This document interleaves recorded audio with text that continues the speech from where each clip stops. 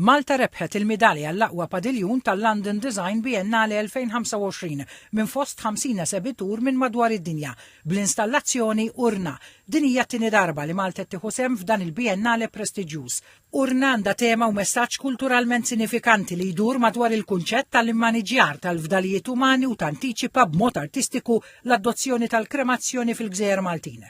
L-Executive Head tad-Direttorat ta' Relazzjonijiet Kulturali Internazzjonali fil-Kunsill Malti għall-Arti, Annabel Stivala, qalet li l-premju li rebħet Urna jagħmel unur lil Malta. Din ir-rebħa ta' Urna hija kisba kbira għal Malta, għall-artisti kollha u għall-Kunsill Malti għall-Arti.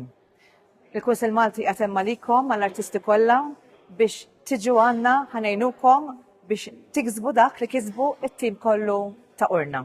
L-artista Maltija Stephanie Santi hija waħda minn tim ta' artisti wara l-installazzjoni Urna. Hija xi ħaġa sabiħa speċjalment għax huwa il-premju, il-overall prize li jirrikonoxxi l-elementi kollha li għalija jmorru il-bot minn design, hemm filosofija, hemm il-kondizzjoni umana, hemm il-kultura u sabiħ li allura kollox jiġi apprezzat b'dan mod. Il-Ministru għall-Kultura Owen Bonnici deskriva Urna bħala proġett qalbieni u provokattiv u qal li dan jesprimi b'mod preċiż ir-rwol tal-arti dik li sfida l-status quo u rrefer għall-10 anniversarju tal-Kunsill Malti għall-Arti u qal li matul dawn l-aħħar 10 snin il-Kunsill ħadem bisħieħ favur is-settur tal-arti f'Malta biex illum Malta għandha artisti ta' klassi dinjija, artisti li onoraw isem Malta madwar id-dinja.